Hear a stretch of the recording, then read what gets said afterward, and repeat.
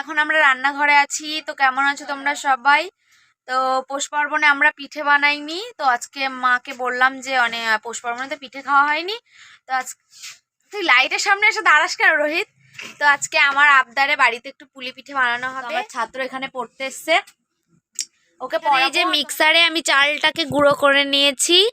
আর এখানে এই যে 1 প্যাকেট দুধ এনেছি, আর এখানে 300 না 500 মতো আর কি চিনি এনেছে।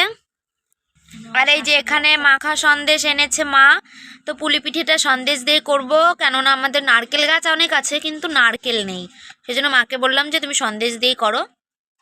তো পিঠেটা আজকে কাঠের উনুনেই হবে। তো মা এদিকে কড়াইতে গরম জল বসিয়ে দিয়েছে, তো চালের গুঁড়োটা এর মধ্যে এবার দিয়ে এটাকে পুরো শুকিয়ে নেবে মা ভালো করে। তো পিঠেটা পুরোটা কাঠের উনুনেই করব। তো এদিকে দেখো মা একদম পুরো শুকিয়ে নিচ্ছে। তো পিঠেটা আমার মা খুব ভালোই করে, আর একটু মানে আঠা আঠা হয়ে গেছিলো, সেই জন্য একটু গরম জলই দিতে হবে, ঠান্ডা জল দিলে হবে না। তো এরপরে নামিয়ে নিয়েছে, নামিয়ে নিয়ে এবার এটাকে ভালোভাবে মা আর কি চালের গুঁড়ো দিয়ে মাখিয়ে নেবে। তো তোমরা অবশ্যই জানিও কাদের পুলি পিঠে ভালো লাগে। তো আজকে আমাদের বাড়িতে 2 রকমের পিঠে হবে, পুলি পিঠে হবে আর চুষি পিঠে হবে, ওটা হবে। আর এটা খেতে কার কার ভালো লাগে, তো আমার তো খুবই ভালো লাগে। তোমরা অবশ্যই কমেন্ট করে জানাবে এটা খেতে কার কার ভালো লাগে। তো ওইদিকে দেখতে পেলে আর 1 প্যাকেট দুধ নিয়ে এসেছি, কারণ 1 প্যাকেটে হবে না সেই জন্য। তো এটাকে আমি ওঠাতেই পারছিলাম না। তো এই দেখো এটা খেতে তো খুবই ভালো লাগে। তো এদিকে দেখো চালের গুঁড়োটাকে ভালোভাবে মা মাখিয়ে নিয়েছে, এবার গোল গোল করে কাটছে। তো এবার কিভাবে বানাবে সেটাই তোমাদের সাথে শেয়ার করব। তোমরা দেখতে থাকো মা কিভাবে বানায়। কার কার ভালো লাগে অবশ্যই তোমরা কমেন্ট করে জানাবে, আমার তো খুব ভালো লাগে। তো বললামই আমাদের বাড়িতে অনেকগুলো নারকেল গাছ, কিন্তু একটাতেও নারকেল মানে আর কি আমরা আমাদের এই পিঠে খাওয়ার সময় নারকেলটা পাই না। তো সেই জন্য মাকে বললাম চলো আজকে তুমি সন্দেশ দিয়ে করো। আর দেখো মা কি সুন্দরভাবে করছে। মারা কিন্তু সবই পারে, তাই না? সেই জিনিসটা আমার তো একদমই হয় না, জানি না শ্বশুরবাড়িতে কি কি করব।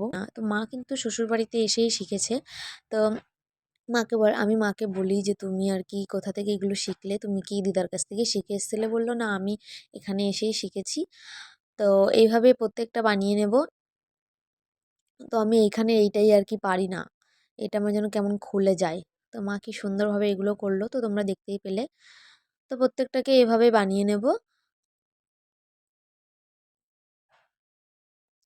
এদিকে দেখো আমি আবার এই লেচি কাটছিলাম লম্বা লম্বা করে। তো এই চুষি পিঠে বানানো হবে সেই জন্য। তো আমি এটাই আর কি পারি, কিন্তু পুলি পিঠে একদমই পারি না। তো এইদিকে দেখো সরু সরু করে একদম পুরো লম্বা দড়ির মতো কেটে নিচ্ছিলাম কুলোতে। তো এদিকে দেখো আমি এরকমভাবে কেটেছি, আমি এটা খুব ভালো পারি না, কিন্তু এই যে করতে করতে হয়ে যায়। তো এদিকে করছিলাম, এটা মা ভিডিও করছিল, তো বললাম যে আমি করছি সেটা একটু দেখাও। তো মা ঠিকঠাক করে ক্যামেরাটা ধরতে পারিনি। তো হাতটা সুন্দর দেখিয়েছে কিন্তু মুখটা দেখাতে পারিনি। তো যাই হোক এদিকে মাও করছিল, সেটাও দেখিয়ে দিলাম। মা কি তাড়াতাড়ি করছিল দেখো, আর আমি তো একদম আস্তে আস্তে, পারি না যেহেতু, শিখে নেব।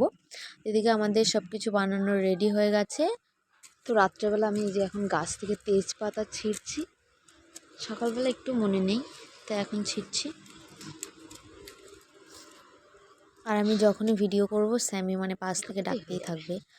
তো যাই হোক আমি রাত্রেবেলা তেজপাতা তুলে নিয়ে আসলাম, দিনের বেলা ভুলে গেছিলাম। অবশ্য রাত্রেবেলা গাছে হাত দেওয়াটা উচিত না।